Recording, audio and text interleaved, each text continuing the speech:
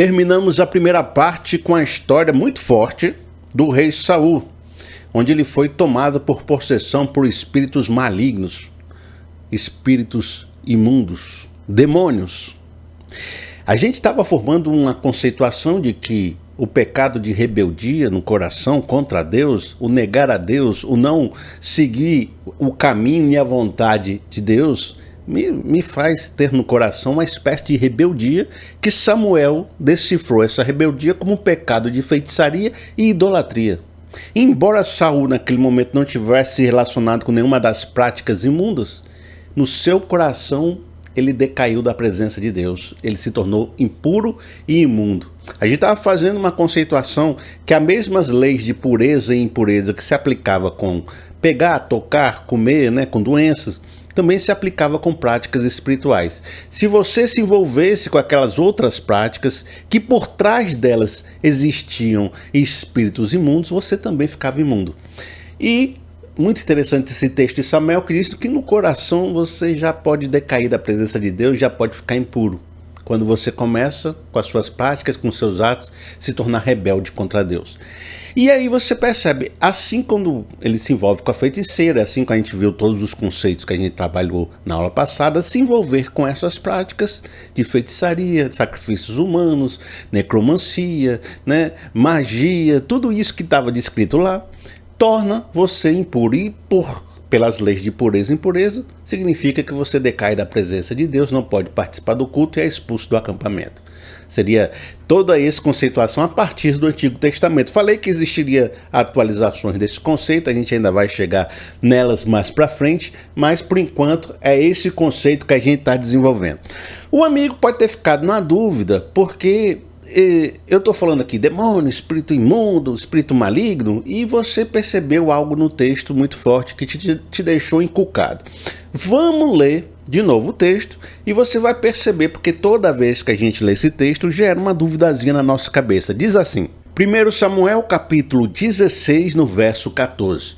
O espírito do Senhor se retirou de Saul e um espírito maligno, aqui que talvez seja o questionamento, vindo da parte do Senhor, o atormentava.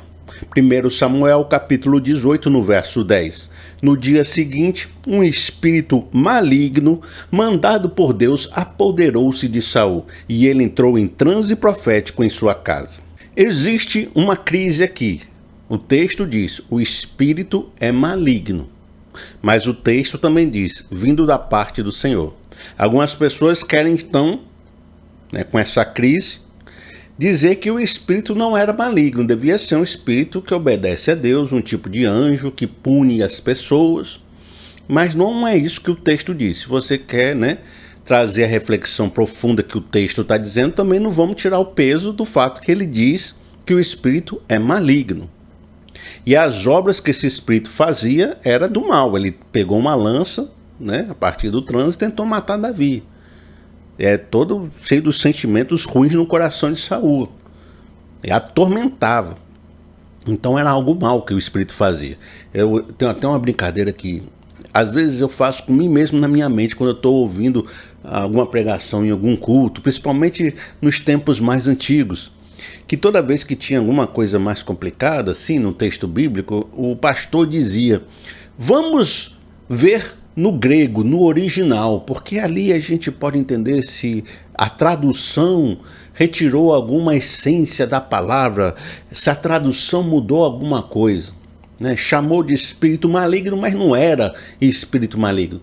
Geralmente, quando eu vejo os pastores fazendo isso, a conclusão deles é a mesma coisa que a tradução diz. Só muda uma besteirinha ou outra, mas que significa a mesma coisa. E às vezes eu fico rindo, rapaz, tu foi no grego só para dizer a mesma coisa. Gratidão, vamos no grego. Aquele que é muito grato quando recebe alguma coisa. Meu Deus, que mudança. É mais ou menos isso. Piada interna minha, na minha cabeça.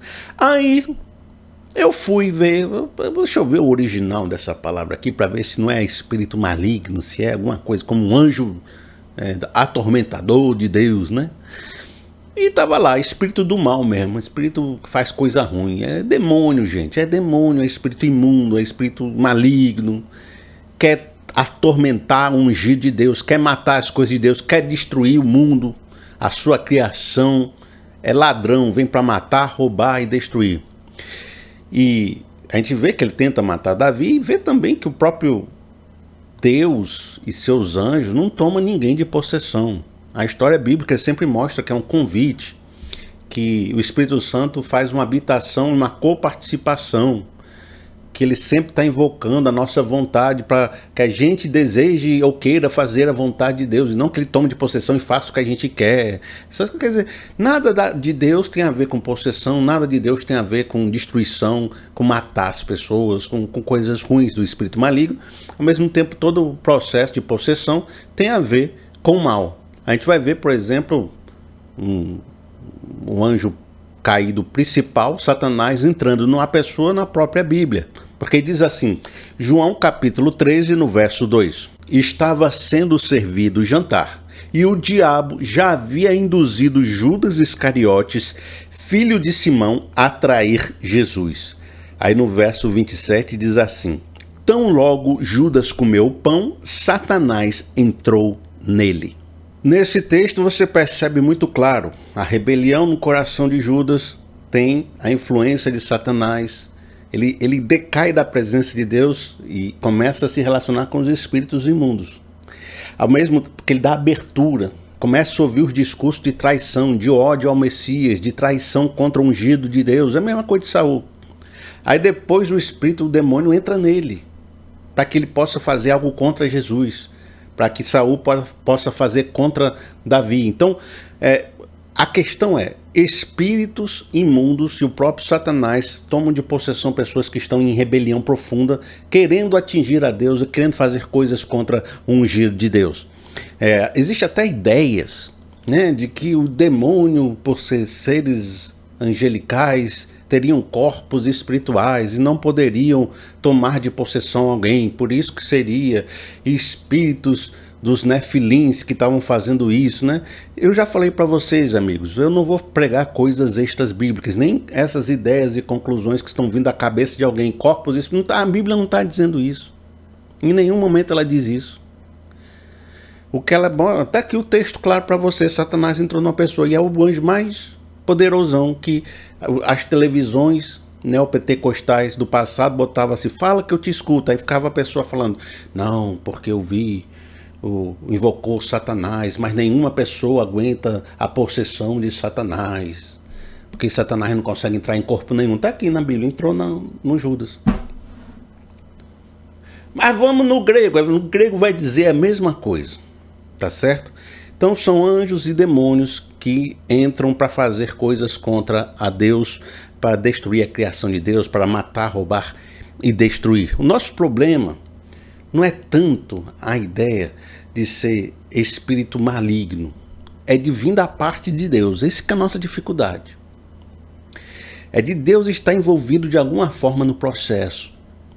Porque nosso coração aceitaria de bom grado se o texto bíblico dissesse: Saul foi atrás de se envolver com espíritos demoníacos, e o Espírito de Deus saiu dele, e o Espírito de Satanás veio e fez comunhão com Saul e entrou nele.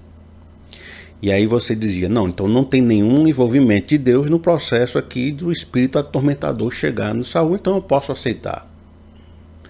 Ou então dizer que o Satanás foi buscar Saul. Então veio da parte do espírito maligno a vontade de se relacionar com Saul. Aí você aceitaria. A dificuldade está nessa. Por que Deus tem a ver com esse processo? A nossa dificuldade está em entender que Deus está fazendo parte desse processo. Mas por que isso é uma dificuldade para a gente? Porque a gente tem uma mente treinada no mundo evangélico atual, na modernidade, de que Deus e o diabo estão lutando no mesmo nível de igualdade, e de que às vezes Deus ganha, às vezes Satanás ganha, às vezes e eles sempre estão numa batalha terrível no mundo invisível, as espadas batendo. E Deus às vezes perde, porque a gente peca e o Satanás tem autoridade. Se o Satanás fizer um ritual lá contra os pastores na sua igreja, meu Deus, vai resistir o divórcio. Olha, eles estão fazendo alguma coisa lá que vai atingir a gente. E Deus não tem como lhe proteger. Deus fica sujeito a esses rituais demoníacos. Porque o mundo atual aumentou o poder de Satanás de uma maneira... O mundo evangélico, né? Gigante. E reduziu o poder de Deus para quase nada. É filme de terror. Filme de terror é assim. O mal tem todo o poder e o mocinho e a mocinha não podem fazer nada, vai morrendo todo mundo e no último minuto ele consegue fugir, se escapar de algum jeito, mas só sobrou a pessoa no final. Então a gente sempre acha isso, que o demônio vai matar todo mundo, só vai sobrar um que era o mais purinho, o que por algum motivo escapou. Mas a Bíblia não trabalha esse conceito de que Satanás é super poderoso e Deus é fraco. O conceito revelado nas páginas desde o Antigo Testamento, que é o conceito e a compreensão judaica mesmo da fé, do Deus único, Deus verdadeiro, não era de um politeísmo. Os deuses e o meu Deus era o que eu tinha uma pacto, uma aliança era com o meu Deus, e os outros deuses também existem. Não era uma rinha de forças, Deus e Satanás brigando no mesmo pé de igualdade. Não era assim. O conceito na Bíblia é de que Deus é o Senhor. É o único Deus. Antes de mim, nenhum Deus se formou, e depois de mim, nenhum outro haverá. Todos os outros ídolos são falsos. Nada acontece na existência, ou debaixo dessa soberania de Deus, que Deus não tenha que permitir que aconteça ou deixar que aconteça. Então, se você entender ainda que Jacó, que Israel, foi escolhida por Deus, né, naquela separação que eu falei na aula passada, que este era o povo de Deus, onde Deus fez uma aliança e um pacto, onde Deus disse que ia proteger esse povo. Então o Satanás, o demônio caído, que já perdeu de Miguel, já foi lançado em terra, os outros anjos já estão presos no abismo, esses demônios, que estão bem pianinho para não ser lançados também no abismo, eles não podem tocar, não podem agir livremente na terra, eles são limitados por aquilo que Deus determina até onde eles podem ou não podem fazer. E se fizer demais é jogado no abismo, como foi no caso dos Néfilins. E se tratando no povo de Deus, ninguém poderia tocar no povo de Deus, que é de pertencimento de Deus, Deus que tem autoridade sobre o seu povo, sem que Deus desse autorização, sem que Deus permitisse, sem que Deus dissesse, tá bom, vai atormentar. O Satanás não poderia, pela sua própria vontade, atormentar Saul, nem que Saul se lambuzasse na feiticeira, nem que Saul pegasse, jogasse o sacrifício, fizesse qualquer coisa. Ainda assim, é aquela questão de Davi. Davi disse, eu não vou tocar no ungido de Deus, mesmo que ele seja um mal acabado, mesmo que ele seja um cara que decaiu, mesmo que ele seja um cara cheio de demônios, eu não tenho autorização para tocar no ungido de Deus. É o mesmo sentimento de Davi, é a ideia dos demônios lá fora. Eles não podem tocar no ungido de Deus, não podem tocar no povo de Deus, eles não podem agir, mesmo que o povo de Deus mereça. Porque pode ser que Deus diga, eu estou agindo com misericórdia, eu estou agindo com paciência, eu estou invocando meus profetas para chamar o povo ao arrependimento. Não é tempo de juízo. Então, mesmo que o povo peque, o demônio não pode agir, porque Deus pode estar querendo agir com misericórdia. Deus pode estar querendo agir ainda enviando profetas. Há tempos e momentos onde Deus quer exercer um seu juízo. Então tem que haver sempre uma autorização de Deus, porque Deus é soberano, Deus é sobre toda a terra. O demônio não pode fazer nada se não for debaixo da autoridade, se não for debaixo da permissão de Deus. Você vai perceber esse conceito em todas as áreas bíblicas do Antigo Testamento. Você fica mais assim assustado por ser questões espirituais, demônios. Mas vamos partir para uma outra questão, uma questão que não tem a ver com espíritos malignos, e você vai perceber o mesmo conceito, porque é a mesma ideia. Só pode agir contra o povo de Deus se tiver uma autorização de Deus e estiver no processo de juízo onde Deus permitiu que isso aconteça. Vamos ver outra questão. Vou trazer para você, por exemplo, um texto contra o povo de Israel, de Judá, onde Deus está usando a Assíria para fazer o seu juízo. Eu ia trazer a Babilônia, mas os amigos do canal já estão tão cansados de eu falar da Babilônia que eu pensei, vou trazer outro exemplo, para não ficar muito repetitivo. Vamos trazer o exemplo da Assíria. E nesse exemplo eu vou ler com vocês um verso, vou fazer um comentário, vou ler outro verso, vou fazer um comentário. Você vai perceber todo esse conceito de soberania de Deus na aplicação do juízo. Veja só. Isaías 10, no verso 5.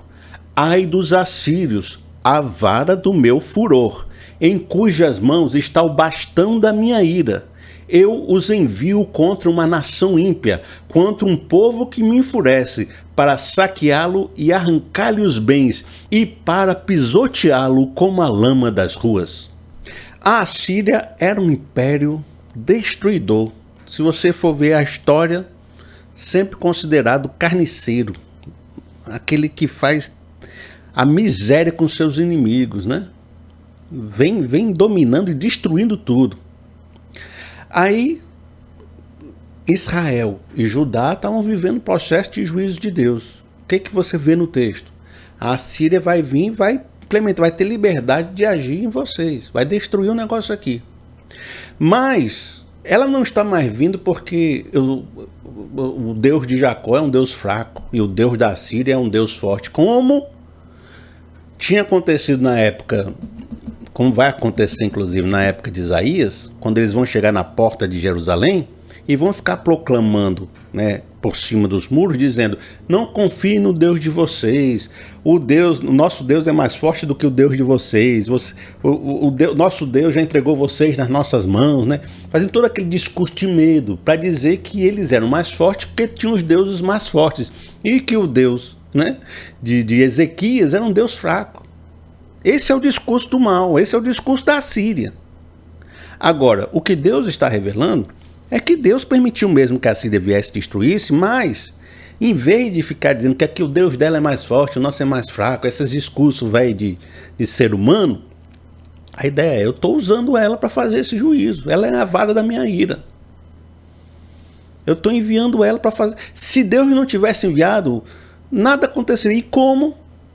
Quando Deus quis fazer o livramento em Jerusalém, que não foi a Síria que destruiu Jerusalém, foi a Babilônia, Deus enviou um anjo e matou 180 mil do povo, do exército assírio. Então, se Deus quiser, a Síria não fazia nada.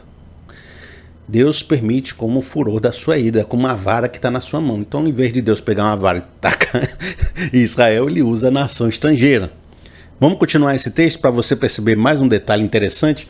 Isaías capítulo 10, no verso 7, e esse verso é poderoso. Diz assim: mas não é o que eles pretendem, não é o que eles têm planejado. Antes, o seu propósito é destruir e dar fim a muitas nações. Não é o propósito da Síria ser vara de Deus, ser um instrumento de Deus para fazer o que Deus está querendo realizar no mundo. O propósito da Assíria é dominar nações, é destruir, é ser mal. É um povo ruim. Mas sem ter a consciência, sem saber, Deus está usando ela para fazer os seus propósitos acontecerem. Se você transpor isso para a questão do ensino que nós estamos fazendo sobre os demônios são maus. O espírito maligno que estava atormentando Saul queria destruir Davi, queria destruir tudo. Agora, eles não percebem que ao agir diante da permissão de Deus, eles estão cumprindo o plano de Deus, eles estão acabando fazendo com que o que Deus planejou aconteça, inclusive o juízo. Então, mesmo sendo maus, diante da soberania de Deus, Deus consegue usar esses maus de uma forma ao seu propósito. De maneira que tudo concorre, tudo contribui, tudo vai caminhando, mesmo quando parece que o mal está vencendo, ainda está debaixo do controle de Deus, ainda está dentro do plano de Deus. Se você olhar a Bíblia a partir da soberania de Deus, muita coisa de que você começa a ver aqui fora, ou ter medo aqui fora, começa a reduzir o poder. Por isso que eu disse que o ensino correto traz segurança. O ensino correto te coloca dentro do plano, da soberania, da mão de Deus, e não debaixo do ataque do Satanás, com medo do Satanás. Porque Deus tem o controle de todas as coisas. E nunca perdeu esse controle da mão, mesmo quando parece que o inimigo está ganhando. Então, nesse sentido, você percebe, continua sendo mal, continua sendo um espírito maligno, não é um espírito do bem, não é um espírito querendo fazer, é um anjo fazendo coisa boa, está servindo a Deus. Eles querem a destruição. Aí veja só, vamos terminar no Isaías 10, no verso 12. Quando o Senhor terminar toda a sua obra contra o monte de Sião e contra Jerusalém, ele dirá: castigarei o rei da Síria pelo orgulho obstinado do seu coração e pelo seu olhar arrogante. Essa mesma profecia existe contra a Babilônia quando a Babilônia fizesse o processo contra Jerusalém. E o que ela está dizendo? Que embora a Síria seja a vara da correção de Deus, e embora Deus a use, mesmo ela sendo mal e não compreendendo que ela está sendo usada pelos planos de Deus, isso não significa que ela ficou impune das suas maldades, que Deus também não vai tratar com ela no tempo apropriado e não vai trazer o seu juízo sobre ela, porque ela é mal. Então, da mesma forma, mesmo que a gente compreenda que Deus possa usar os demônios segundo seu propósito e plano eterno, permitindo a sua existência, permitindo muitas vezes a sua opressão em volta do povo de Deus, tudo isso tem um propósito maior de Deus, mas embora Deus até permita, não significa que ele tem conluio, amizade ou queira bem dos demônios, não. Ele está usando como algum tipo de propósito, como atormentar Saul, mas no tempo apropriado vai jogar esses anjos no abismo, vai trazer o juízo sobre eles também no fim dos tempos e tudo certo. Mas na soberania de Deus, o próprio fato do demônio existir tem algum propósito, porque senão ele já tinha aprendido e jogado no inferno. Nós vamos trabalhar alguns desses propósitos hoje, né?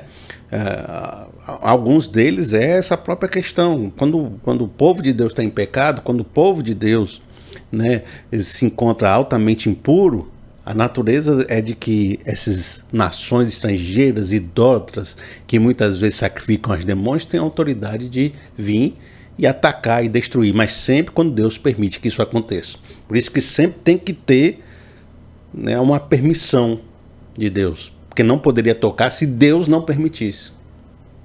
Porque Deus pode querer agir com misericórdia e não com juízo. Lembre-se que Deus é Deus. A gente vai ver um texto curioso agora, de duas passagens bíblicas. De novo, né, meu amigo, eu vou falar com vocês, eu estou paciente hoje, né? Eu estou paciente nesses estudos, porque eu compreendo que para você chegar a uma compreensão mental no mundo que está com tanta confusão, se eu não explicar direitinho, se eu não colocar na mesa, se eu não mostrar para vocês, vocês vão sair assim, entrando no ouvido e saindo pelo outro. E minha intenção a fazer às vezes vídeos mais longos, ou fazer vídeos assim mais explicados, é de que pelo menos tenha esse material na internet para alguém que está confuso, para alguém que está cheio de dúvida, chegar e se deparar com esse material e sair edificado, sair bem, sair sem as confusões. Porque assim como tem gente que me escuta e está cheio de né, mas tem isso, tem aquilo, e já quer colocar poder de volta na mão do Satanás, e como tem vídeo de todo lugar falando todo tipo de absurdo, eu sei que as pessoas vão se relacionar com isso porque isso chama atenção. E vão ficar sujeitas às mentiras de Satanás proclamadas pela boca desses falsos profetas. Então eu preciso ter calma comigo mesmo, com você, com Deus, para explicar algumas coisas, deixá-las bem explicadas, só para que pela soberania de Deus, que eu estou invocando a soberania de novo, Deus possa levar algum filho seu que está perdido nessa confusão para esse vídeo. E são poucos que vão pelo caminho estreito mesmo, mas Deus pode levar algum filho seu para ouvir uma palavra mais edificadora, mais com calma, e tirar ele desse mundo de engano, tá certo?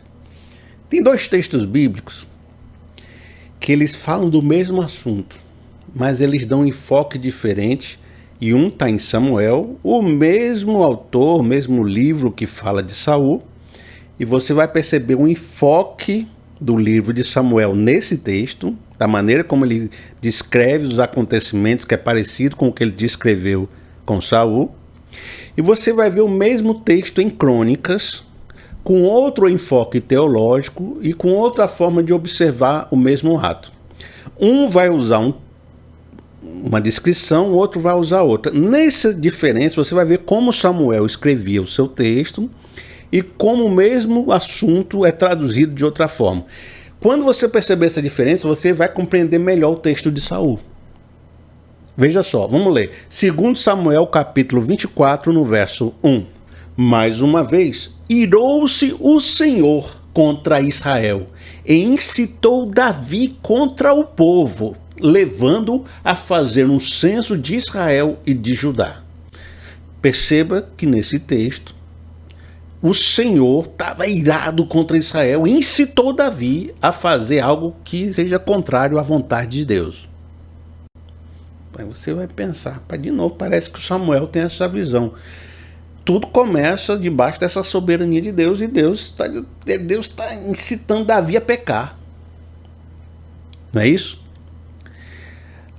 Você vai ver agora o mesmo texto escrito por Crônicas. Veja só o que diz. 1 Crônicas capítulo 21, no verso 1. Satanás levantou-se contra Israel e levou a Davi a fazer um recenseamento do povo.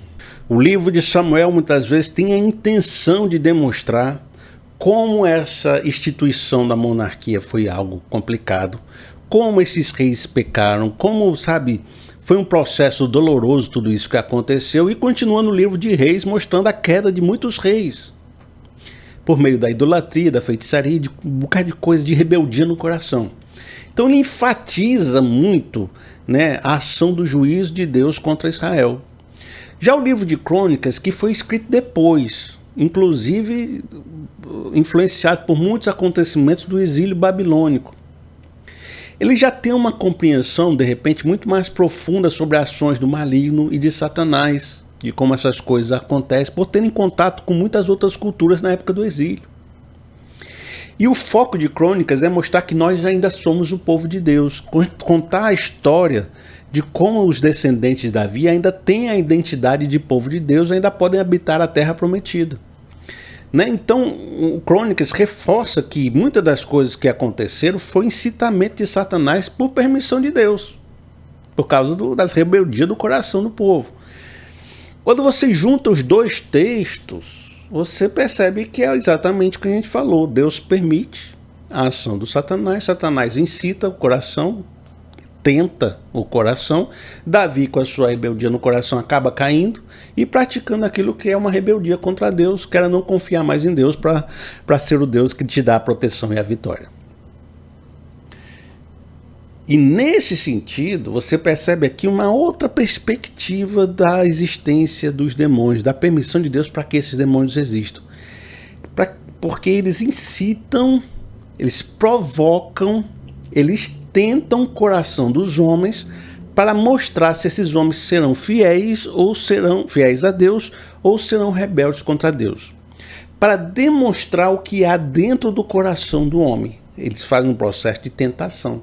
É outro propósito pelo qual Deus permite a existência do demônio, é os processos de tentação. Desde o Éden você percebe isso, as primeiras páginas da Bíblia está lá, a serpente, a antiga serpente, que enganava o mundo, os reis, o povo, fazendo seu processo de tentação. Por isso que é descrito como o tentador.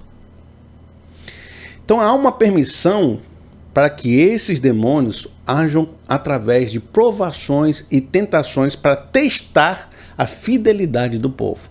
Os amigos vão se lembrar agora muito forte, já na sua mente você vai construindo o seu esboço junto com o meu esboço, Então você já está aqui, agora o Felipe vai falar do Jó, porque tem tudo a ver a construção que ele está fazendo com o Jó. Eu não vou trazer o Jó agora. Por quê? Porque eu sou do contra. Só porque você acha que eu vou trazer, eu não vou trazer. Embora a gente vai trazer mais tarde. Eu vou trazer outros textos para que você não fique só focado numa única passagem, certo? Para você perceber esse processo. Primeiro, de que Deus tem autoridade sobre todo o processo. Deus é soberano. Nada vai acontecer com o seu povo sem que lhe dê algum tipo de permissão. Segundo, que ele permite a tentação, ele permite a provação, ele permite o teste da fidelidade do povo. E eu vou ler com vocês um texto que de repente você já se esqueceu que existia, mas a gente já abordou nesses estudos de Marcos que a gente está fazendo. Diz assim, Mateus capítulo 4, no verso 1. Então Jesus foi levado pelo Espírito ao deserto para ser tentado pelo diabo. Lembrou do texto? Quem foi que levou Jesus para o deserto para ser tentado? O Espírito. Até no processo de tentação, Deus está no controle. Então, eu anotei 4 lições desse texto importantes para você compreender sobre o processo que a gente está desenvolvendo agora. Dos demônios, de Satanás, como o tentador. Veja só, primeiro, o diabo não poderia nem tentar a Cristo se o Espírito não tivesse levado. É o que a gente está conversando até aqui, né? Já está bem firme na sua cabeça, né? Segundo ensinamento, Cristo não foi levado até a presença de Satanás, e é a tentação, né? Porque pecou. Existe outro propósito na existência do tentador que não é ser vara do juízo. Entendeu? A gente estava falando até aqui do rei Saul, pecou, rebelião, pecado de feitiçaria, né? De idolatria. Por isso que Deus enviou o juízo, permitiu o atormentador na vida do Saul. Então a gente associou. Então o pecado é um instrumento que pode nos levar a situações de rebeldia contra Deus, e Deus permitir ações de punição por meio de demônios, porque nosso próprio coração nos levou a ficar chafurdando na imundícia, né? Seria esse entendimento. Aí entende-se no mundo cristão evangélico que tudo é uma questão de você deu legalidade, como se fosse a tua autoridade que dá alguma coisa para o Satanás. Você pode dar ou deixar de dar, mas se você pertence a Deus, tem que passar por Deus. Não é tu que dá, não é tu que dá, nem o demônio que ganha. É Deus que permite, certo? Pequei, dei legal, tu não deu nada. Quem dá ou deixa de dar é Deus, certo? E ele pode dar no tempo que ele quer, da maneira que ele quer, no limite que ele quer e quando ele quiser que seja. É isso que a Bíblia mostra, e não do jeito que a gente diz aqui. Certo? Mas veja, então, o que a gente está percebendo aqui é de que você pode ser levado à presença do Satanás para viver um processo de tentação e provação, sendo uma pessoa que não tem pecado algum. Jesus tinha pecado? Não, né? E foi levado para o deserto para ser tentado? Foi. O deserto biblicamente, talvez eu vá explicar isso para vocês, é o local de habitação de demônios. Biblicamente, dá para tirar esse conceito. Dentro da Bíblia, não extra-bíblica. Dentro da Bíblia dá para tirar esse conceito. Então, é como se dissesse, Jesus foi levado para o meio dos demônios mesmo, para enfrentar, para ser tentado ao limite. E Jesus não tinha pecado nenhum.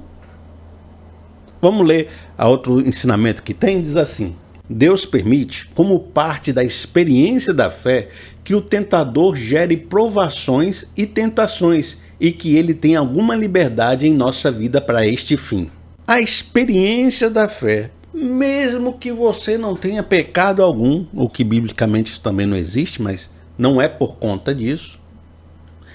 E a experiência da fé vivendo nesse mundo caído, nesse mundo injusto, é passar por situações extremas, por muitas vezes, onde seremos forçados a ter uma escolha, uma decisão de fé.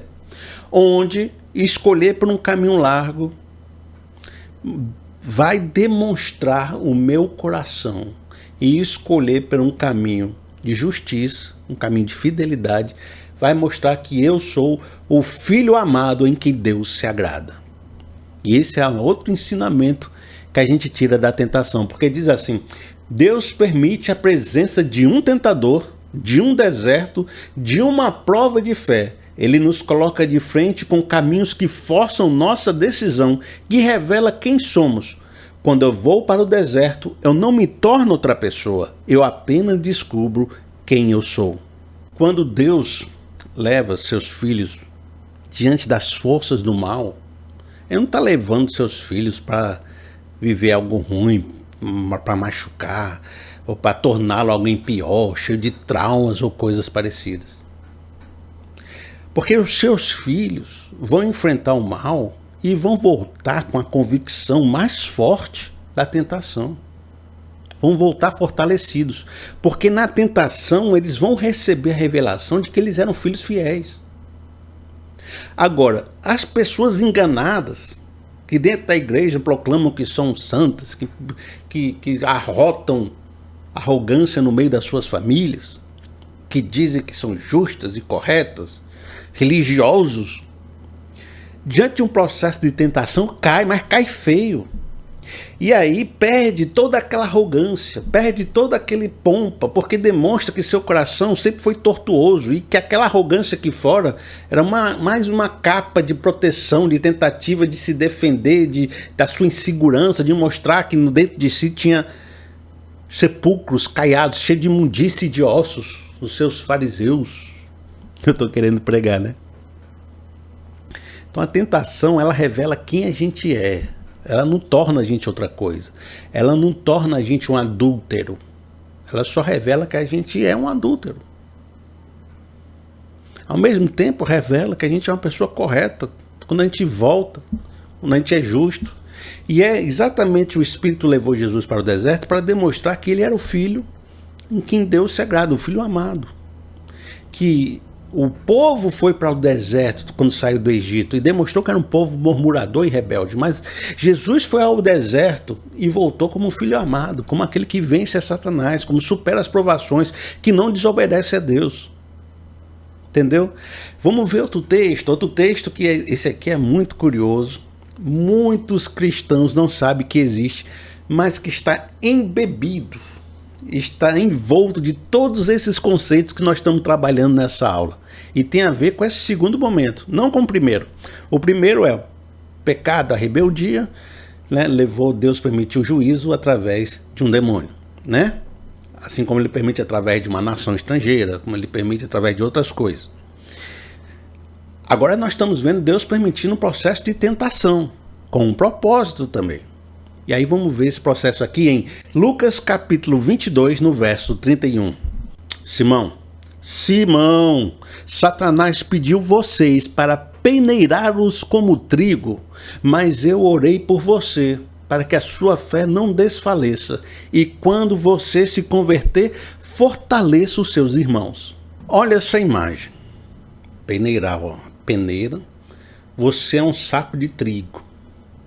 Satanás com a peneira, ó. Aí quando termina de cair o trigo bom, né? Sobra as pedras, sobra os engodos, sobra as coisas pregadas, as coisas ruins, as coisas que não prestam para fazer o pão. Ó, peneirando você. Satanás pediu para Jesus: Jesus, me dê oportunidade de fazer tentação contra os seus filhos. Me permita. A gente vê os ensinos, né? Satanás agindo, deixando de agir, com autoridade, fazendo tudo, poderosão. Na Bíblia é Satanás, ô Jesus, me permita aí, porque eu estou achando que os teus apóstolos aí, esse Pedro aí tem muito pedregulho. Se eu peneirar ele, você vai ver que esse teu apóstolo aí não é essas coisas não está pronto para ser. Você está acreditando nesses apóstolos? Pois eu vou mostrar para vocês que eles são pecadores. Pedro foi achado em falta, né? Porque Pedro negou Jesus 3 vezes, porque ele é levado. Então a gente é levado para um momento, a tentação e a provação é isso, leva a gente para um momento de decisão, para que a gente possa demonstrar nosso coração. E Pedro no momento teve medo, negou e caiu. Mas mesmo no povo de Deus caindo, ali é um momento onde Deus faz um processo de cura, de transformação. É na queda que Deus demonstra, tá vendo como você é um pecador? Tá vendo como você tinha coisa dentro de você que precisava ser mudada? Então ele fala, Pedro, tu me amas? Pedro, 3 vezes Deus faz Pedro afirmar que ama ele para restaurar o seu coração, ainda lhe dá uma missão, um chamado, diz, vamos apacentar as ovelhas. E Pedro profundamente arrependido. Então, a cura, quando você descobre quem você é. Não há cura com o processo. O Satanás não quer sua cura, ele quer sua queda. Ele quer a queda de Judas que leva ao suicídio. Mas quando Pedro se arrepende, se converte e se torna aquele Pedro que, diante do Sinédrio, em Atos, não negava Cristo de jeito nenhum, era preso e dizia, não importa antes obedecer a Deus e não aos homens. Preso, julgado e tudo lá, Pedro forte, sem negar Cristo. Satanás não quer isso não, Satanás quer Judas. A destruição de Judas, o remorso, o cara caído no chão. Mas é uma oportunidade a queda para que você descubra quem você é. Se Satanás peneirasse você, Satanás pedisse para Jesus, Jesus, tinha a dona Júlia, tá ouvindo Felipe ali? Tô querendo peneirar ela para ver se ela tem uns pedregulhos dentro dela. Se Deus permitisse peneirar você, como eu tenho certeza que quem me escuta tem mais idade e já viveu muito no Evangelho, já teve umas épocas na sua vida que Deus permitiu que você fosse peneirado, não foi não? Você saiu bem? Você caiu? Se você está aqui me ouvindo, é sinal de que mesmo que você tenha caído, foi importante para você tratar essas pedras que estavam no seu coração. E hoje você está mais forte. Hoje você está mais seguro. Hoje você consertou o que estava quebrado. Não foi isso? Veja, o apóstolo Paulo, ele vai dizer que mesmo esse processo de tentação acontecendo, ele não está... Bom, vamos supor, Jesus permitiu que Pedro fosse tentado. Jesus permitiu que a gente fosse tentado. Mesmo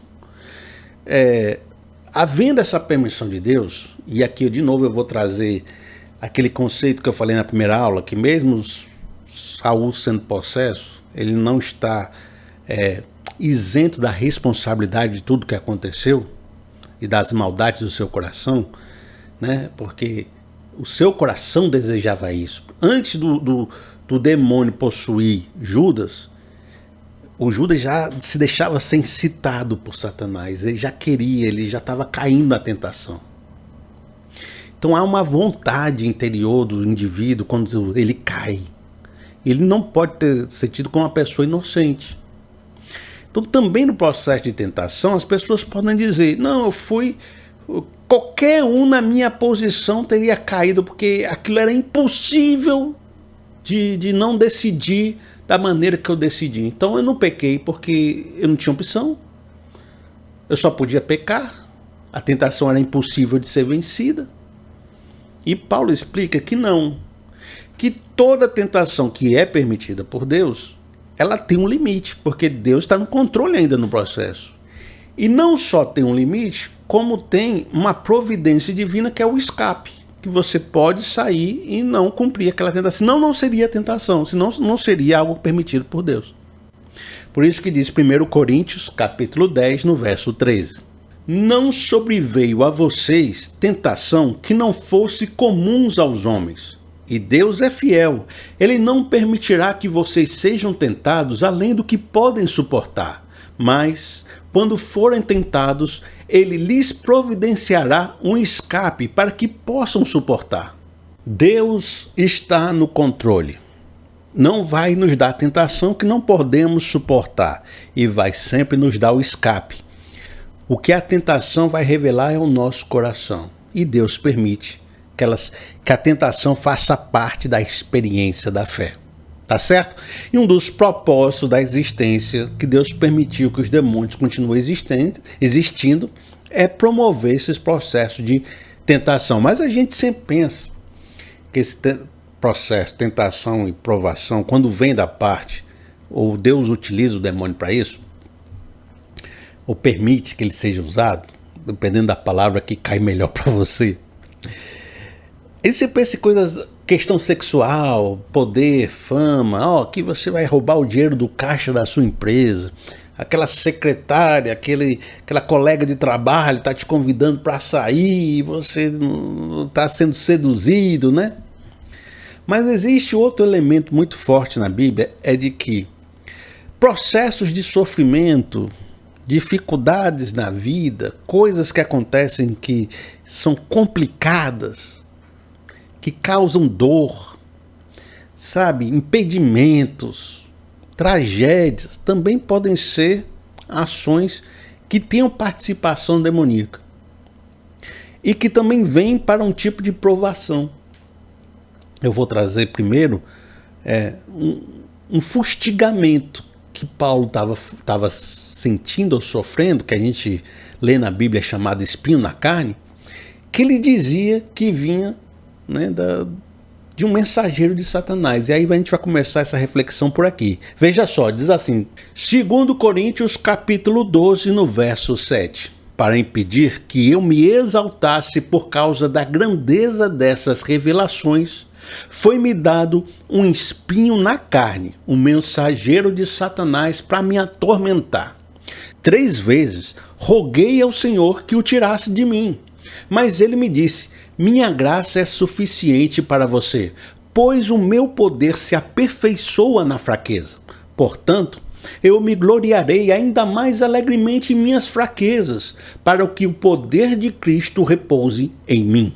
Por isso, por amor de Cristo, regozijo-me nas fraquezas, nos insultos, nas necessidades, nas perseguições, nas angústias, pois quando sou fraco é que sou forte.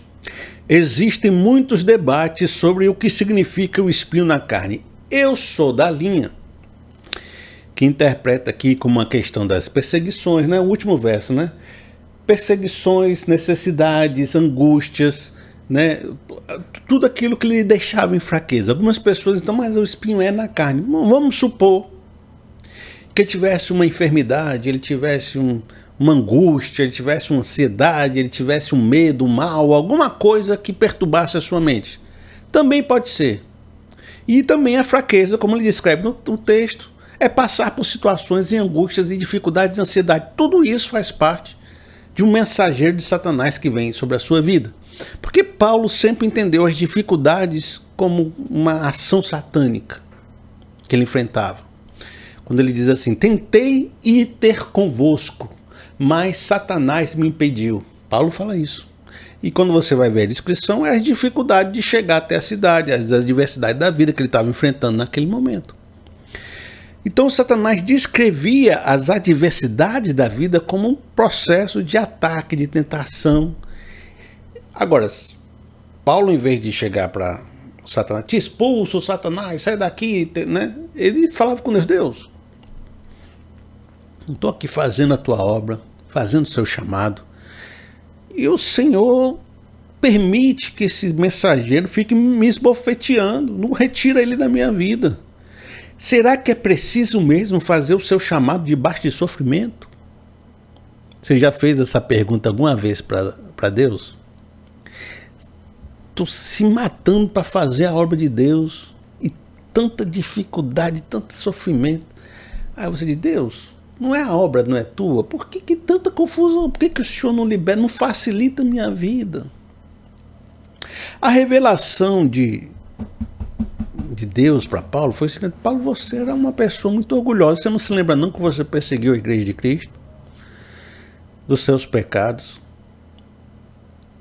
Paulo, às vezes, esse sofrimento que você está vivendo é cura, porque você, se deixar tu sozinho, tu fica arrogante. Eu te conheço, Paulo. Então, viva esse processo debaixo do sofrimento, inclusive o chamado de Paulo tem isso, né? Você vai pregar aos reis, aos gentios, às nações, e você vai sofrer para pregar o meu nome. Está lá no chamado dele. Então, o espinho está no chamado.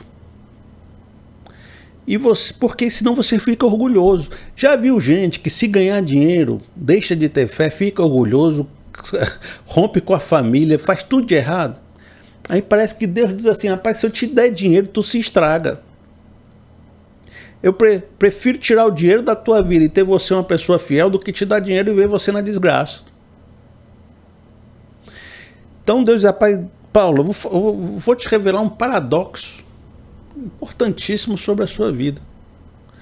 Quanto mais peia tu leva, mais gigante tu fica. Quanto mais desafio você tem, mais a sua fé é fortalecida. Quanto mais, oposição você tem, mais o néctar sai da sua pregação. Você acha que está sofrendo, mas você está vencendo todos os desafios que estão na sua mente. Você está destruindo o reino de Satanás. Então, quando eu acho que estou enfraquecido, quando eu acho que estou perdendo, quando eu acho que eu estou tendo dificuldade, na verdade eu estou vencendo cada uma dessas dificuldades no poder da graça e da fé. E saindo desse processo vitorioso, como Jesus saiu do deserto vitorioso.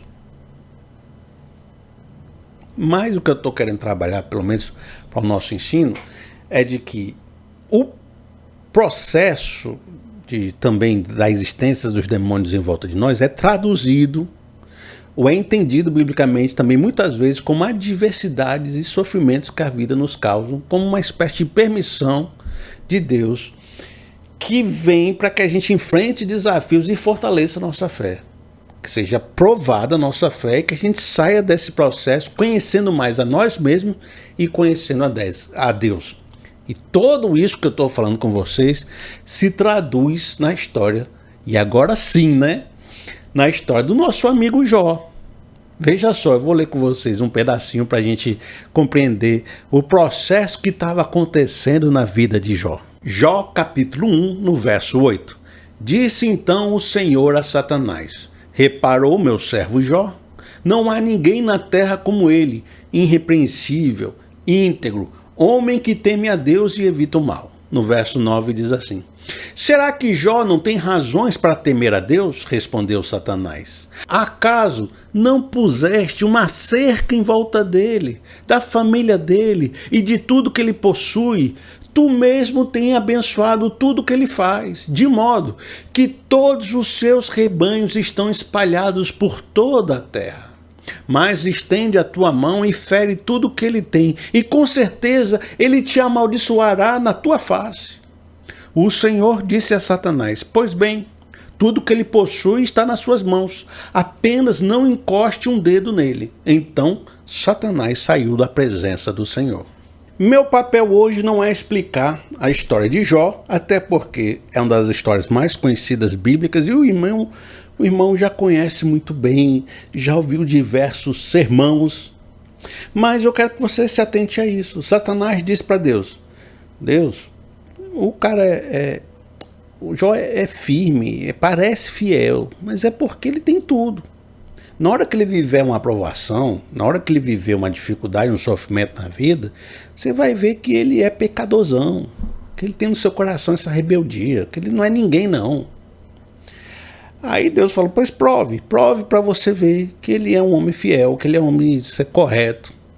Faz parte da experiência da fé nessa vida, nessa terra, nesse mundo caído, viver um processo de tentação. Está na hora de provação também, está na hora do Jó provar a sua fé. Vamos lá, vamos fazer esse processo.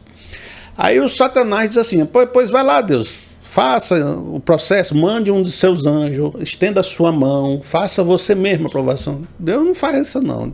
Faz você, Satanás. Pode aí, autorizo que você, com a sua mão, você faça o processo de tentação. Então aqui a gente diz: não foi a mão de Deus, não foi os anjos de Deus que fizeram o processo de tentação, de provação. O Satanás pediu para Deus fazer, né? Vou ler de novo esse texto, olha só. Mas estende a tua mão e fere tudo que ele tem, e com certeza ele te amaldiçoará. O Senhor disse: pois bem, tudo que ele possui está nas suas mãos. Então Deus devolveu: faça você, Satanás, com as suas mãos. E aí, vamos ver esse processo. Então, quem age fazendo tormento ou sofrimento é o demônio. Deus permite, no processo da sua soberania, provar os seus filhos e descobrir se eles são filhos tementes ou se eles são falsos filhos no meio do rebanho, né? Só que, nesse processo todinho, a gente sabe que o Jó não sabia o que estava acontecendo. E isso é muito interessante para a gente, porque vai nos ensinar que muitas vezes nós não temos compreensão se o que estamos vivendo vem da parte de Deus, vem da parte do Satanás, vem porque a gente fez algum pecado. As razões do sofrimento humano muitas vezes estão ocultas a nós. No caso de Jó, foi um acordo celestial de Deus para provar a fé dele com Satanás. Mas Jó não tinha consciência nenhuma. E os amigos de Jó vão ficar assim: foi porque você pecou, Jó. Deus não faria isso com uma pessoa justa. Foi porque você deu legalidade. Porque é um processo que a pessoa peca, ela decai de Deus e acaba sofrendo a opressão demoníaca. Só que o livro está dizendo que há coisas muito mais profundas nessa relação espiritual, terra, Deus, homem, Satanás, que não passa por uma lógica simples de que você pecou e o diabo fez alguma coisa. Passa por uma autorização de Deus, passa por um processo de provação, passa por uma luta divina de uma conversa que a gente não tem acesso. Mas uma coisa a gente sabe: a gente vence esse processo sem blasfemar de Deus. A gente vence esse processo resistindo ao Satanás e ele vai fugir de vós. A gente vence esse processo sendo fiel e passando por esse vale e demonstrando que o nosso coração é correto diante de Deus. E ainda assim, no final, Deus vai repreender os amigos de Jó, dizendo: rapaz, vocês não sabiam de nada, estavam profetizando falsamente para o Jó, dizendo que ele tinha pecado. Vou trazer aqui uma condenação para vocês, porque vocês ficaram querendo falar em meu nome, eu não falei nada na boca de vocês. E para o Jó ele só diz: eu sou soberano, eu sou grandioso, eu criei todas as coisas, por isso se aquiete, aceite e vambora. Pare de ficar questionando se eu fiz isso ou se eu fiz aquilo outro. E algumas vezes a gente tem que entender que Deus é Deus. Ele tem seus planos e às vezes mesmo o mal acontecendo tem a ver com o plano infindável de Deus. E a gente tem que passar por esse vale segurando na mão de Deus, confiando que Ele vai restaurar a nossa vida, nem que seja na existência e no céu. Agora eu vou fazer uma transição com vocês, tá certo? Vou levar vocês para um conceito difícil, que se eu não tivesse feito toda essa construção com vocês, você teria muita dificuldade de me ouvir. Mas como você está todo preparado, está todo construído na mente, vai ficar mais fácil. Mas é um conceito poderoso. A gente viu, né, os três amigos de Jó interpretando, dizendo: foi porque você pecou, foi por isso, foi por aquilo. E Deus depois repreendendo eles, como se eles fossem falsos profetas. Então a gente meio que invocou aqui um tema: falsos profetas. A gente estava falando, na aula passada, que muitas das outras religiões, dos seus ídolos e dos seus sistemas religiosos, são coisas criadas pelo coração humano. Mas que o demônio se aproveita dessa estrutura para tomar controle, para influenciar, para incitar o coração, para fazer o mal. Não é isso? Agora, se o demônio usa essa máscara da religião com as religiões estrangeiras, também, aproveitando a corrupção no coração humano dentro de Israel, o demônio também não poderia usar a máscara da própria religião de Israel para fazer seu processo de incitamento, para trazer palavras erradas, para exercer um poder sobre os falsos profetas? O amigo, como é muito inteligente, já aprendeu muito sobre a Bíblia, sabe que os falsos profetas não eram uma questão de espíritos demoníacos. Muitas vezes eles eram apenas pessoas enganadoras e aproveitadoras. Eu vou trabalhar com você esse conceito primeiro, para depois a gente evoluir para outra coisa, tá certo? Combinado? Veja só, Jeremias capítulo 23, no verso 16. Assim diz o Senhor dos Exércitos: não ouçam o que os profetas estão profetizando para vocês. Eles os enchem de falsas esperanças, falam de visões inventadas por eles mesmos e que não vêm da boca do Senhor. Vivem dizendo àquele que desprezam a palavra do Senhor: vocês terão paz. E a todos os que seguem a obstinação dos seus corações, dizem: vocês não sofrerão desgraça alguma. Mas qual deles esteve no conselho do Senhor para ver ou ouvir a sua palavra? Quem deu atenção e obedeceu a minha palavra? Não enviei estes profetas, mas eles foram correndo levar sua mensagem. Não falei com eles, mas eles profetizaram. Mas se eles tivessem comparecido ao meu conselho, anunciariam as minhas palavras ao povo e teriam feito com que se convertessem dos seus maus procedimentos e de suas obras más. Veja como o conceito do falso profeta é muito semelhante ao conceito dos ídolos que trabalhamos na aula passada. Os ídolos são construídos segundo o desejo do coração humano para validar minha vontade de fazer aquilo. Não é isso?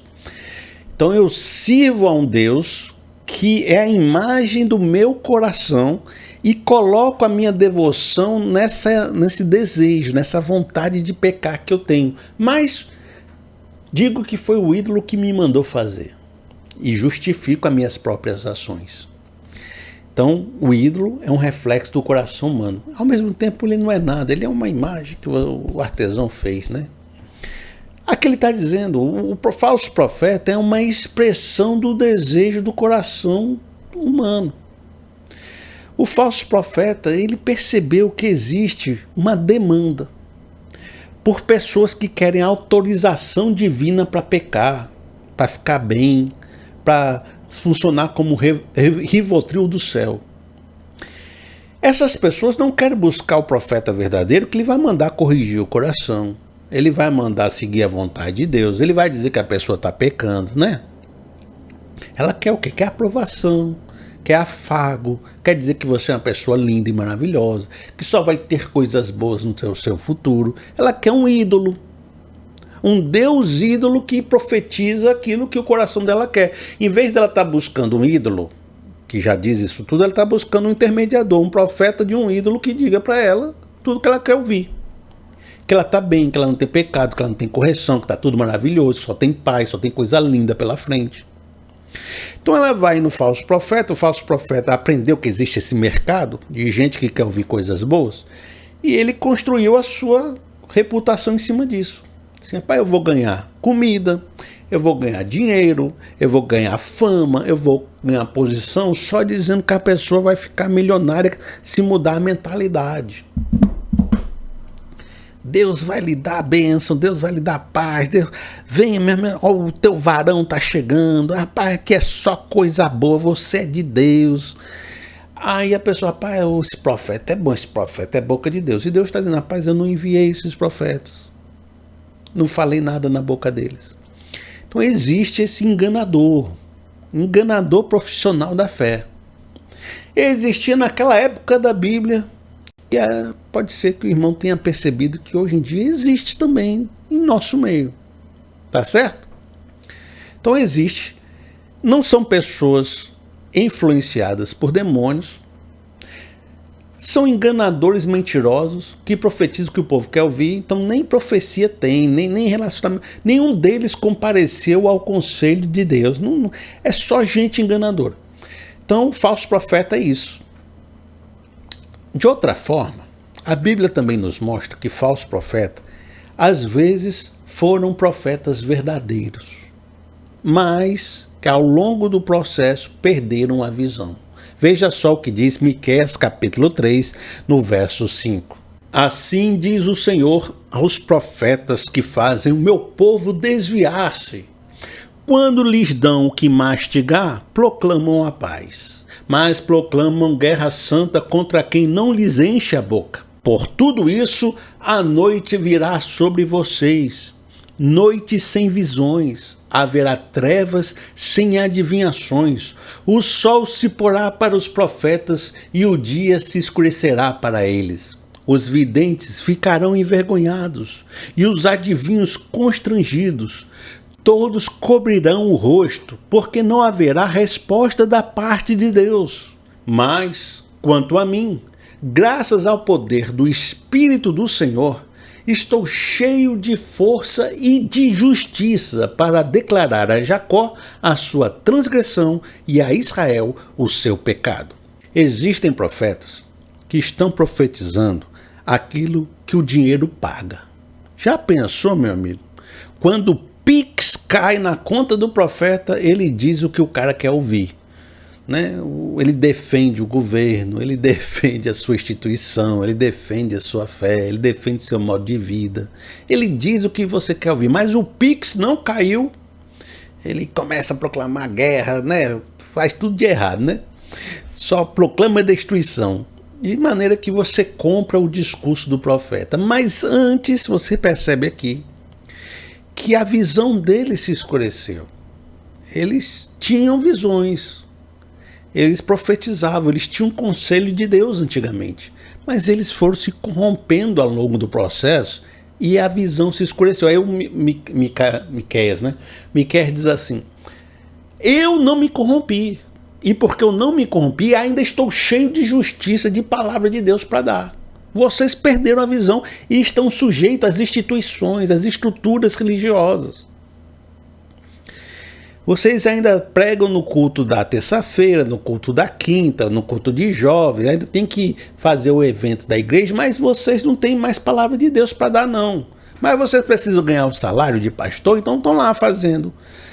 Sem unção nenhuma, sem chamado nenhum, sem força nenhuma, sem justiça nenhuma na boca, só abrindo a porta da igreja porque precisa do salário. Mas vocês se venderam há muito tempo para os ídolos. Por dinheiro, por coração ruim, videntes sem visões. Então existem os enganadores e existem aqueles que foram no passado profetas, mas acabaram corrompendo seu coração. Mas nesse processo você percebe que não existe visões falsas de demônios agindo nos falsos profetas. Como poderia acontecer no mundo estrangeiro, onde os demônios usavam a máscara da religião e falavam através dos adivinhos, dos necromantes, das feiticeiras. Mas será que numa Israel tão corrompida do jeito que estava, não haveria também nesses discursos falsos dos falsos profetas influências de demônios e ações demoníacas, onde eles profetizavam e proclamavam a palavra do demônio em vez da palavra de Deus? Onde o seu transe, em seus transes, eles realmente recebessem uma visão, mas fosse uma visão demoníaca e não uma visão divina, onde eles realmente acreditassem que estavam falando a palavra de Deus, mas não percebessem por causa do seu coração corrompido que estavam falando a palavra de espíritos malignos? Será que seria possível um profeta estar falando, achando que estava falando em nome de Deus, mas porque corrompeu o seu coração e vendeu o seu coração aos ídolos do coração das pessoas, estava proclamando uma visão demoníaca, que ele realmente recebeu e achava que era de Deus, mas era do demônio? Vocês estão... Eu repeti várias vezes para você entender o processo, para você entender o que eu estou querendo dizer, que não era só uma questão de falsidade, não era só uma pessoa que perdeu a visão e ainda continuava profetizando. Poderia realmente estar recebendo, mas está recebendo da fonte errada. Eu quero ler então um texto com vocês, desse texto muito curioso que está em 1 Reis capítulo 22, no verso 19. Micaías prosseguiu: ouça a palavra do Senhor. Vi o Senhor assentado em seu trono, com todo o exército dos céus ao seu redor, à sua direita e à sua esquerda. E o Senhor disse: quem enganará Acabe para que ataque Ramó de Gileade e morra lá? E um sugeria uma coisa, outro sugeria outra, até que finalmente um espírito colocou-se diante do Senhor e disse: eu o enganarei. De que maneira? Perguntou o Senhor. Ele respondeu: irei e serei um espírito mentiroso na boca de todos os profetas do rei. Disse o Senhor: você conseguirá enganá-lo. Vá e o engane. E o Senhor pôs um espírito mentiroso na boca destes seus profetas. O Senhor decretou a sua desgraça.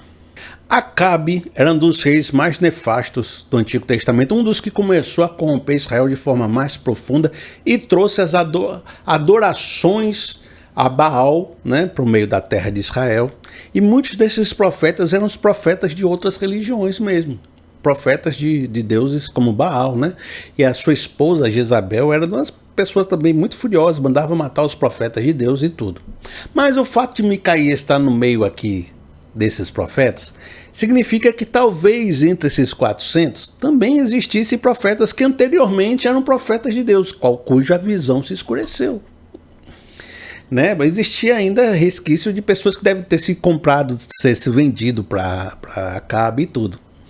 E o próprio fato de Josafá estar em acordo com Acabe nesse momento, poderia entender que havia profetas ali que Acabe concordasse, porque ele disse, vamos consultar os profetas. Né? Poderia, é uma mistura doida, vamos ouvir o conselho de Deus. Havia uma ideia que talvez Deus falasse através desses profetas. Mas esses profetas todos profetizaram que ia ser vitória em cima de vitória, ia ser, rapaz, tudo vai dar certo, tudo vai ser legal. 400 pessoas confirmando o coração do rei. São falsos profetas dizendo, vai dar tudo certo, vai ser bom, você vai ser vitorioso, você vai ser lindo. Micaías era o único que estava dando um discurso contrário. Olha, você vai morrer, você vai se lascar todinho, isso aí vai ser morte, você está sendo um rei, né, perverso. O Acabe sabia que Micaías só profetizava coisa ruim. Afinal, não tinha como profetizar coisa boa para um rei perverso. Aí o Acabe perguntou, por que você só profetiza coisa ruim contra mim? Aí o Micaías foi dar uma visão do céu. Essa história parece um pouco anedótica, né? Tipo, vou contar uma história para você entender o que aconteceu, mas eu entendo que essa história tem muito de visão real. Porque assim como as visões do Satanás chegando no conselho de Deus para tentar Jó, aqui também parece o conselho de Deus. E Deus querendo, sabe, promover um juízo em cima das perversidades de Acabe. E como é que nós vamos fazer esse juízo? Então, aqui um demônio enganador, um espírito enganador, vai proclamar, sabe que a mentira, a essência de Satanás é a mentira, e ele é um homicida e mentiroso. Então aqui é um espírito maligno. Se, rapaz, eu posso enganar, eu vou entrar na boca desses profetas tudinho, vou dar uma visão.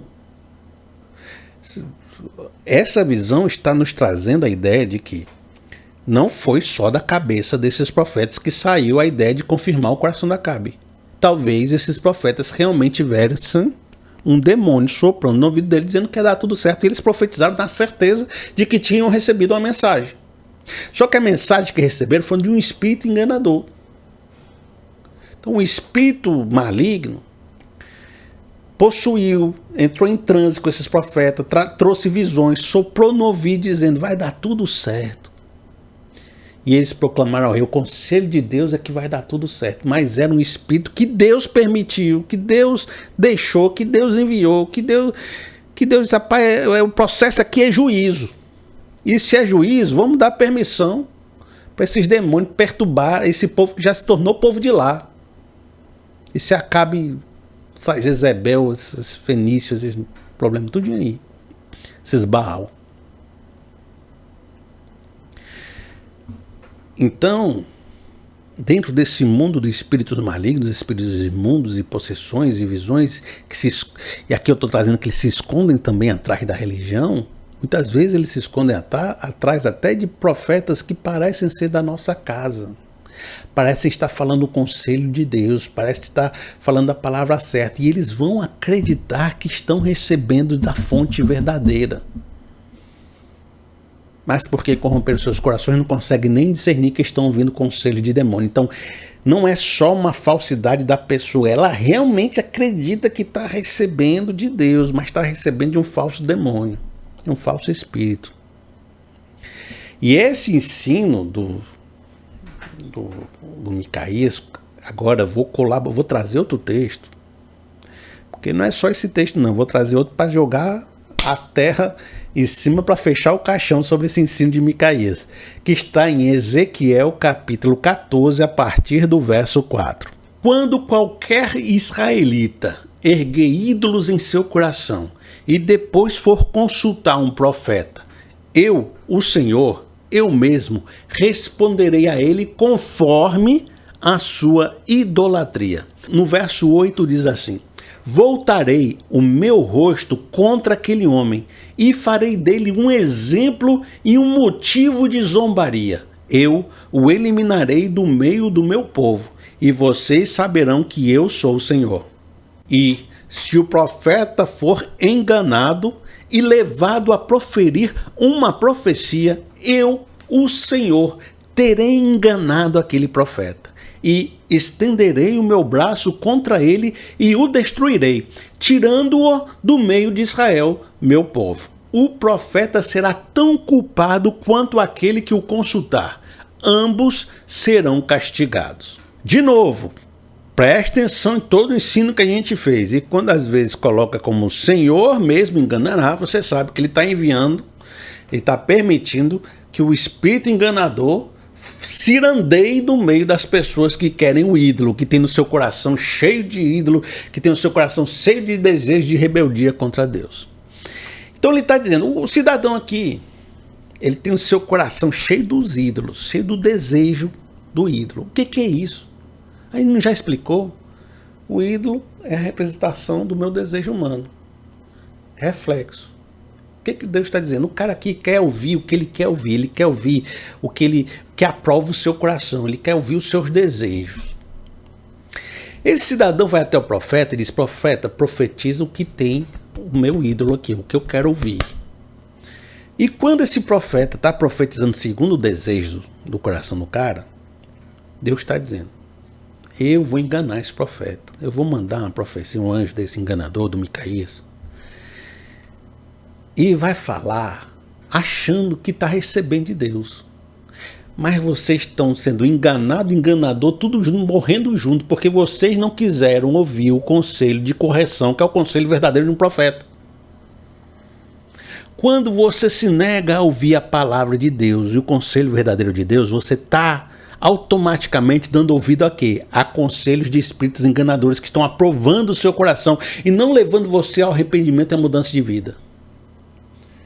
E você diz, mas aquele ele recebe visão, ele recebe profecia, mas olha, tanto o profeta quanto quem escuta esse profeta, que está de fato recebendo um espírito enganador, estão sendo condenados por Deus. E Deus permite que esse engano aconteça para que revele o coração das pessoas idólatras.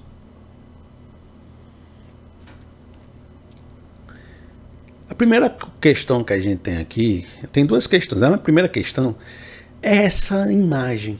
Dentro do povo de Deus existe um processo satânico acontecendo, de pessoas trazendo visões para que faça com que o coração idólatra e desejoso seja contemplado e os dois se morram juntinho, abraçados nesse juízo de Deus.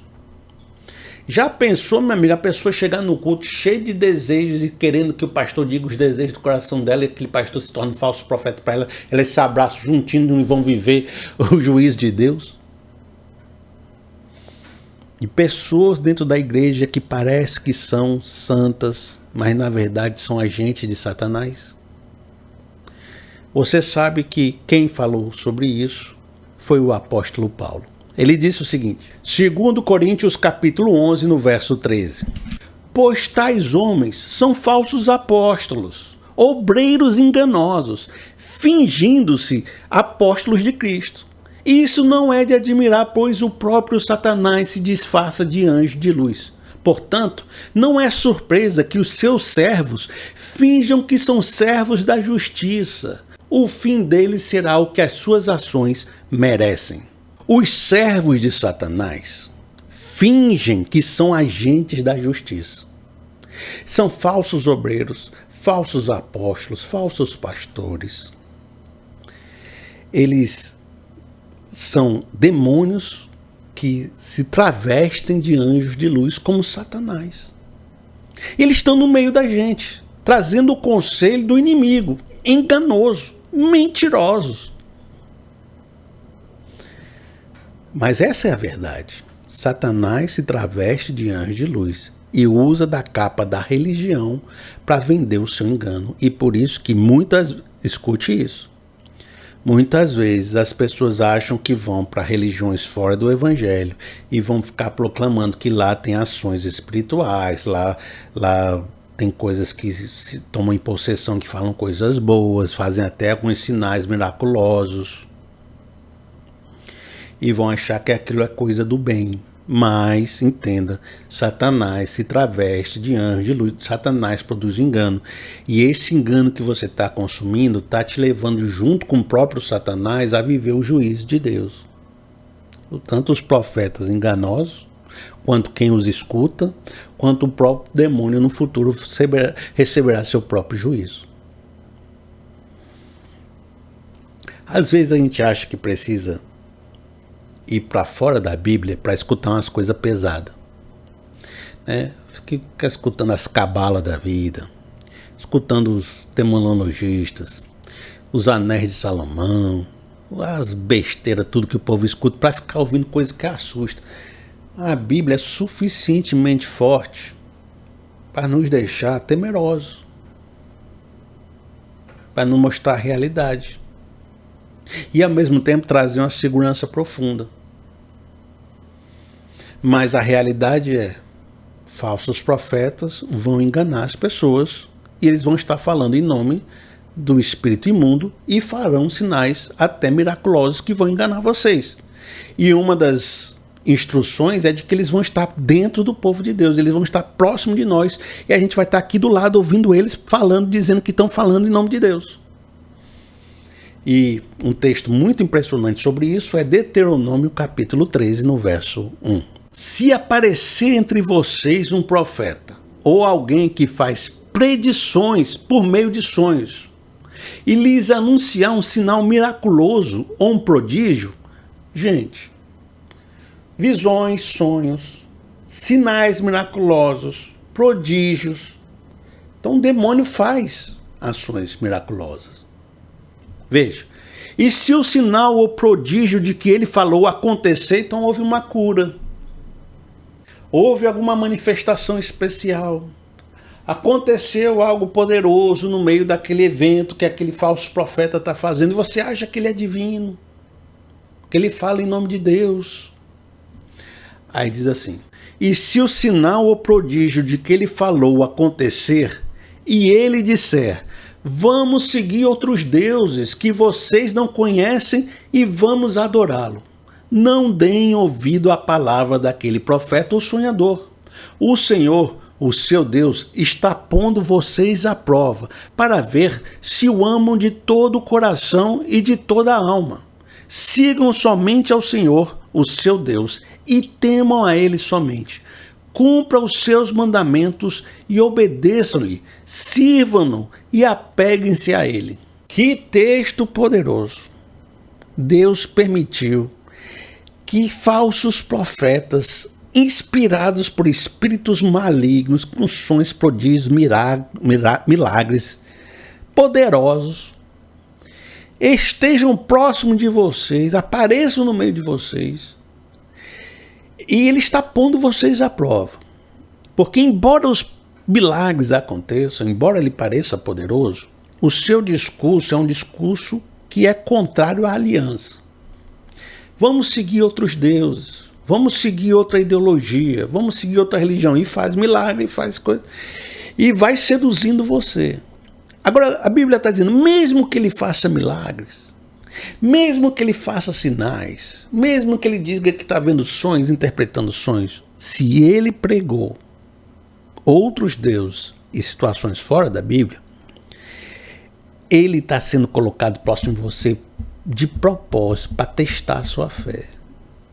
E tem muita gente caindo, porque está revelando um coração idólatra, um coração que diz, contanto que me dê o que eu quero, eu adoro qualquer Deus que você disser que é Deus.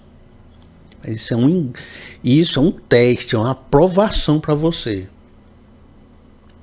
Daí a gente compreende.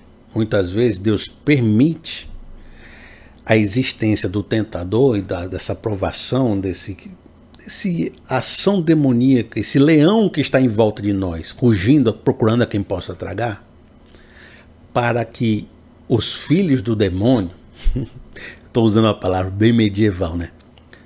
Sejam revelados e vão com eles. E para que os remanescentes de Deus sejam purificados e sejam expostos como aqueles que são fiéis. Para que aquela confusão que existe no reino de Deus seja peneirada. Quem é de Deus mesmo e quem é filho do engano. Quem está no meio de nós, mas que é filho do engano. E isso acontece porque o engano existe dentro de nós. Por isso que muitas vezes, para provar, Deus permitiu a existência de povos idólatras em volta do povo de Deus, porque esse povo de Deus não conseguiu ser fiel a Deus. E essa existência é uma armadilha e uma tentação constante que faz com que o nosso coração seja revelado. Isso é outro texto bíblico que eu vou trazer para vocês. Juízes capítulo 2, no verso 1. Tirei vocês do Egito e os trouxe para a terra que prometi com juramento que daria aos seus antepassados. Eu disse, jamais quebrarei a minha aliança com vocês. E vocês não farão acordo com o povo dessa terra, mas demolirão os altares deles. Porque vocês não me obedeceram. Portanto, agora lhes digo que não os expulsarei da presença de vocês. Eles serão seus adversários, e os deuses deles serão uma armadilha para vocês. Eu as usarei para pôr Israel à prova e ver se guardarão o caminho do Senhor, e se andarão nele como fizeram os seus antepassados. Esse texto encerra o nosso ensino de hoje. A nossa infidelidade do coração permitiu então que os outros deuses, os ídolos, as nações estrangeiras, o pecado estivesse próximo a nós. E Deus permitiu que isso acontecesse para que isso servisse de prova da nossa fé. Para que fosse de armadilha, de tentação, de provação. Para testar se o nosso coração é realmente fiel ou se nós estamos com o coração cheio dos ídolos, desejando as nações estrangeiras. Qual é o nosso papel nisso tudo? Ficar indo atrás dos demônios, dos seus sinais miraculosos, das suas mentiras, dos seus enganos? Ou firmar na palavra de Deus, firmar no relacionamento com Deus, arrepender o nosso coração, convergir nossa vontade para a vontade de Deus e atravessar a prova sem blasfemar como Jó fez. Entendendo que na complexidade da experiência celestial há coisas que não vamos compreender, mas uma coisa nos foi dada: guardar nossa fé, perseverar nessa fé. Porque é nisso que vencemos a Satanás, como diz Tiago, resistir ao diabo e ele fugirá de vós. O relacionamento de um filho de Deus é com Deus e não ficar dando conversa para falso profeta e para visões de demônios. Tá certo? Combinado? Essa foi a nossa segunda parte do nosso estudo sobre espírito imundos, que faz parte de um estudo maior sobre o primeiro capítulo do Evangelho de Marcos. Se o amigo quer ter acesso a todas as partes e também a todo o estudo de Marcos, tem uma playlist no primeiro comentário que está tudo organizado e bonitinho para você. Eu acho que nesse estudo de espírito imundos, nós ainda vamos ter 2 vídeos pela frente. Agora, amigo, se o amigo quiser me abençoar, se esse vídeo for importante para você, se meu ministério tem ajudado você de alguma forma e você quer me abençoar, eu sempre dou a oportunidade através do Pix. Meu Pix é pr.felipeseabra@gmail.com. Tá aqui, ó, a chave Pix. Lembra que tem esse pontinho aqui, né? pr.felipeseabra@gmail.com. A chave Pix é o seguinte: quando você botar lá no seu banco, vai aparecer o meu nome, que é Felipe Rodrigues Seabra, e vai aparecer a conta do Nubank. Muitas pessoas têm dúvida, né? Eu botei essa chave, mas será que está indo mesmo para o Felipe? Se tiver lá meu nome, Felipe Rodrigues Seabra, e se tiver a chave do Nubank, então está vindo para mim, tá certo? Tá tudo certo, você pode confiar. E qualquer valor que o amigo tiver, qualquer sabe, sentimento bom, que quer contribuir comigo, rapaz, eu agradeço de coração. Tem sido tão importante, tão relevante. O canal não tem mais o tamanho que tinha antigamente. Às vezes o YouTube não está pagando tanto, mas essa fidelidade dos irmãos contribuindo é que dá aquela força, dá aquela sustento para a gente continuar, sendo que nem me quer, né? Quanto a mim, continuei, né, forte para pregar a justiça de Deus, para pregar o conselho de Deus. Lembrando que eu habilitei de novo os membros do canal. Tá aí, você vê um botãozinho de membros, que é mais para as pessoas que querem um corte menorzinho das palavras. E que eu não estou mais colocando no canal de cortes, que não estava sendo uma experiência boa lá. Mas para ainda servir algumas pessoas que gostam de cortes, você paga aqui R$ 1,99, que é um valor irrisório. Se tiver 10 pessoas, eu vou ganhar o quê? R$6, porque ainda é 30% para o YouTube. Então é uma questão só para ficar ausente do algoritmo, para não sujar o algoritmo, sabe? Do YouTube. E quem quiser acesso, então você pode se tornar membro do canal e receber cortes da mensagem. Então essa mensagem de hoje vai ter cortes para os membros, tá certo? Combinado? E que Deus te abençoe profundamente. Espere nosso próximo estudo, deve vir aí nos próximos 5 dias. E até a próxima. Até mais.